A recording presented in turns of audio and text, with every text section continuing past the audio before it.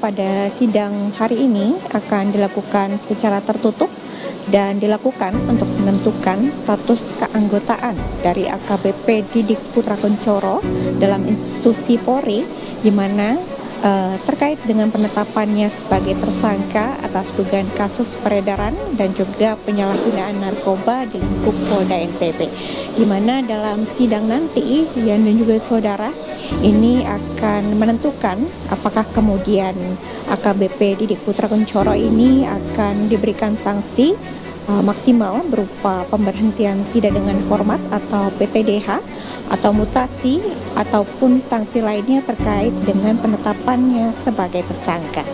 Dan terkait dengan siapa saja yang hadir hari ini dan juga saudara, memang tadi kami sudah mencoba menghubungi ke pihak Kadif Humas Polri maupun juga ke Kompolnas untuk memastikan siapa lagi yang akan hadir dalam sidang etik hari ini.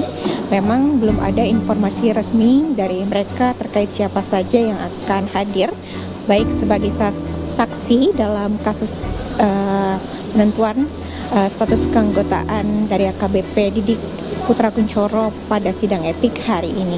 Namun memang jika mengulas sedikit kembali terkait dengan kasus ini bermula ketika awalnya polisi melakukan penangkapan pada 2 ART dari Bribka IR dan juga istrinya saudari AN, dan dalam penangkapan yang dilakukan ini ditemukan adanya barang bukti berupa sabu seberat 30 gram di rumah pribadi Bribka IR. Lalu kemudian polisi melakukan pengembangan kasus dan menemukan adanya keterlibatan mantan Kasatpres narkoba dari Polres Bima Kota, yaitu AKP Malaungi, yang kemudian dilakukan penggeledahan di kediamannya maupun juga di ruang kerjanya, dan ditemukan yakni juga saudara barang bukti jenis sabu seberat 488 gram, di mana AKP Malaungi ini juga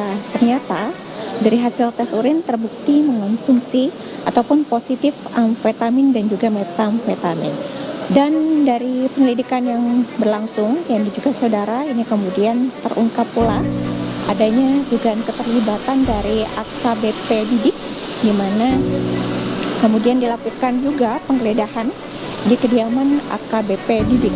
Lalu kemudian dari pengembangan kasus yang dilakukan ini ditemukan barang bukti narkoba, yaitu jenis sabu sebanyak 7 plastik dengan total berat 16,3 gram, lalu juga ekstasi 50 butir, lalu juga psikotropika 19 butir alprazolam dan 2 butir happy five dan ketamin 5 gram.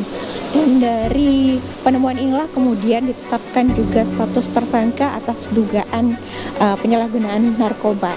Dan diduga juga dari pernyataan dari pihak AKP Malaungi ini, sementara diduga bahwa ada aliran dana sebesar 1 miliar rupiah yang masuk ke Kapolres, maksud kami ke mantan Kapolres Bima Kota AKBP Didik, di mana aliran dana ini diduga dari bandar narkoba berinisial E.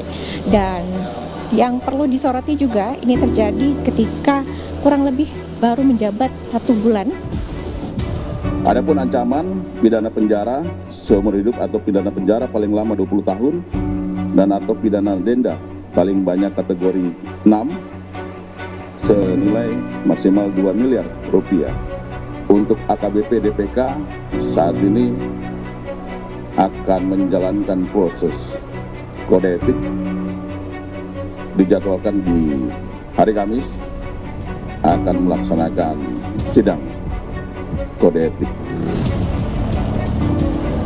Sementara itu, penasihat ahli Kapolri Irjen Purnawirawan Arianto Sutadi bilang tidak boleh ada toleransi bagi anggota Polri yang terbukti terlibat narkoba.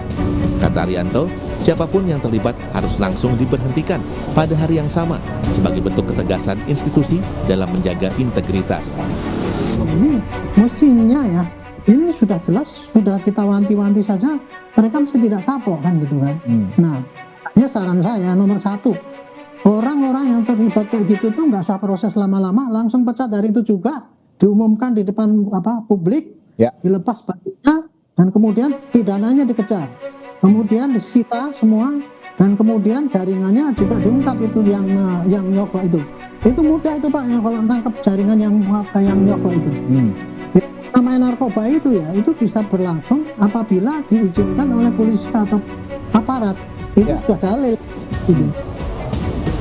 Di sisi lain, pengamat Institute for Security and Strategic Studies atau ISES bilang harus ada evaluasi menyeluruh di tubuh Polri.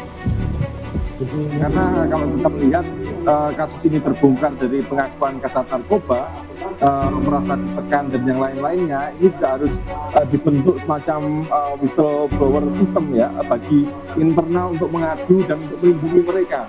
Karena relasi kuasa antara atasan dan bawahan ini sangat kuat. Kalau ini bisa terjadi, dimungkinkan itu dibentuk mekanisme whistleblower terkait dengan pelanggaran-pelanggaran di internal, ini akan menjadi langkah terobosan yang progresif terkait dengan reformasi Polri.